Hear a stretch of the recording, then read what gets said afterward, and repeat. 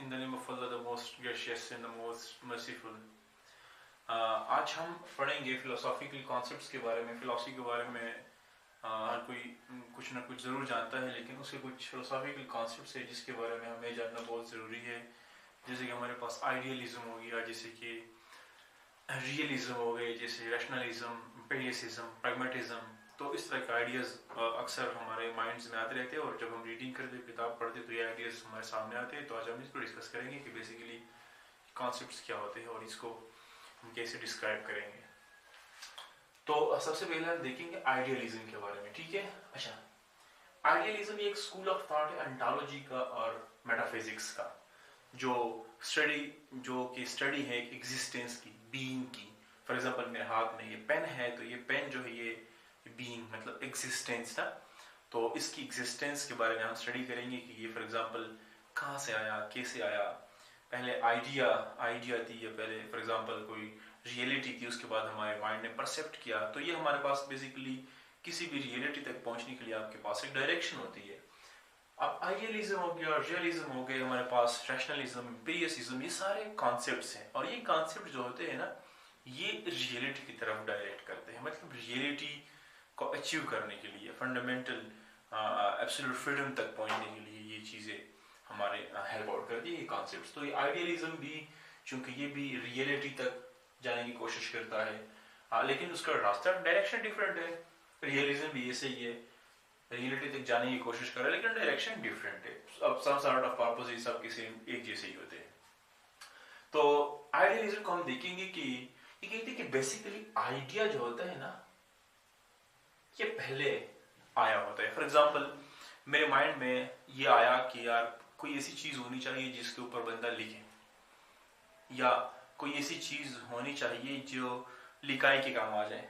तो वो माइंड ने वो आइडिया को रीड किया, फिर उसके बाद इंसान ने पेन बनाया। या फॉर एग्जांपल एक बोर्ड, अब ये व्हाइट बोर्ड है, तो ये व्हाइट बोर्ड का जो कॉन्सेप्ट है ये आइडियलिज्म में कहते हैं कि भाई आइडिया पहले था, आइडिया, और आइडिया के बाद हमने परसेप्ट किया कि यार हमने कोई ऐसी चीज बनानी है, और फिर हमने मटेरियल वर्ल्ड में मटेरियल ऑब्जेक्ट हमने बनाना शुरू कर दिया।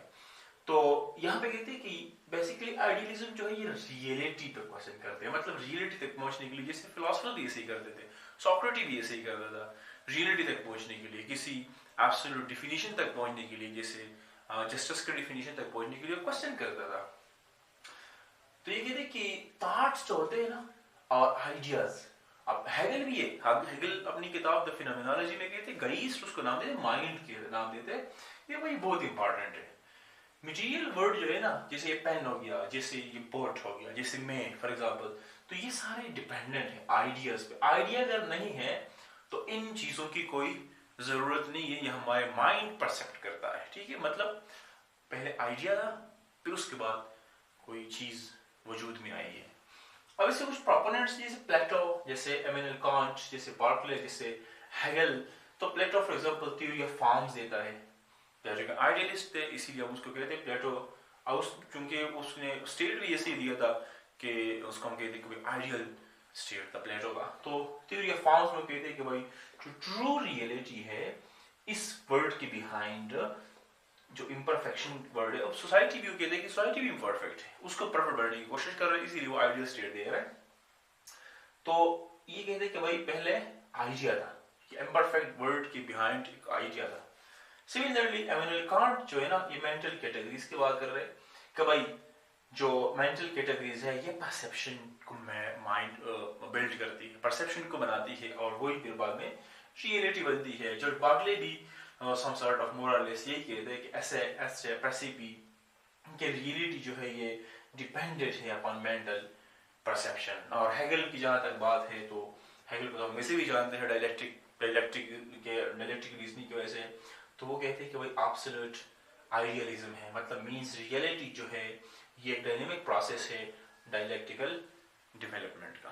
तो यहाँ पे हमने देखा कि आइडिया जो है वो इम्पोर्टेंट है, मटेरियल वर्ड इतना इम्पोर्टेंट नहीं है, चूंकि आइडिया के बाद ही मटेरियल वर्ड वजूद में आया है। जैसे आइडिया आया लिखने का, फिर उसके बाद पेन आया, तो ये पेन इतना इम्पोर्टेंट नहीं है जितना आइडिया इम्पोर्टेंट है। दूसरा हमारे पास कॉन्सेप्ट है इनके कंट्रडिक्शन में है, मतलब इनके कंट्रडिक्शन में, आइडियलिज्म के कंट्रडिक्शन में कॉन्सेप्ट है रियलिज्म का, ठीक है। तो रियलिज्म कहते हैं कि भाई there is a real and objective world, ठीक है, एक हकीकी एंड ऑब्जेक्टिव वर्ल्ड है that exist independent of human feelings, thoughts and perceptions. जो कि मैंने अगर सोचना है नहीं सोचना वो बात की बात है भाई, ये दुनिया, ये मैं, ये बॉट एग्जिस्ट कर रहा है, ठीक है, ये दुनिया, ये जमीन एग्जिस्ट कर रही है, सोचना नहीं सोचना वो बात की बात है। तो हमने रियलिटी के बारे में सोचना है और माइंड आइज के थ्रू, अपने सेंसरी आइज के थ्रू हम जब चीज को परसीव करते हैं, हम देखते हैं, फिर उसके बाद हम देखते हैं कि यार ये दीवार है और ये फॉर एग्जांपल व्हाइट बोर्ड है, जब तक मैं देखूंगा नहीं मुझे पता नहीं चलेगा। तो सेंसरी जो सेंसेस है उसका रोल ज्यादातर जो लॉग यही कहता है, ठीक है। तो human feelings, thoughts, minds, guys लोगों की बात नहीं है भाई, रियल वर्ल्ड एग्जिस्ट कर रहा है। इसके प्रोपोनेंट्स बेसिकली अरिस्टोटल इशू के एक रियलिस्ट थे। वो भाई कहते हैं कि वो बात करते हैं ना ऑब्जेक्टिव रियलिटी के बारे में कि भाई there is an objective reality behind the world. Reality भाई माइंड और आइडिया कोई चीज नहीं है, रियलिटी वर्ल्ड जो है ना ये रियल है। थॉमस एक्विनास भी अरिस्टोटेलियन रियलिज्म को उसको साथ लेके क्रिश्चियन थियोलॉजी के साथ मिक्स करके ये एक्सप्लेन करने की कोशिश करता है कि भाई गॉड जो है वो क्रिएटर है इस दुनिया का, गॉड ने इस चीजों को बनाया हुआ है। तो वो भी सम सॉर्ट ऑफ रियलिज्म पे बात करते हैं। जो लॉक हमारे पास जो फिलॉसफी है वो बेसिकली तो है वो एम्पिरिसिस्ट, लेकिन हम उनका रियलिज्म में हम लेते हैं कि भाई वो कहते हैं कि माइंड जो है वो ब्लैंक स्लेट है। हम सेंसरी ऑर्गन्स के थ्रू हम देखते हैं, हम परसीव करते हैं और माइंड में वो चीजें बनती है। तो आइडिया जो है वो बात की बात है, लेकिन जो मैटर है वो सबसे पहले और independent of our thoughts and feelings और परसेप्शन है। तो ये हमारे पास दो आइडियलिज्म और रियलिज्म जो अपने सिमल्टेनियसली एक दूसरे की कंट्राडिक्टरी भी है।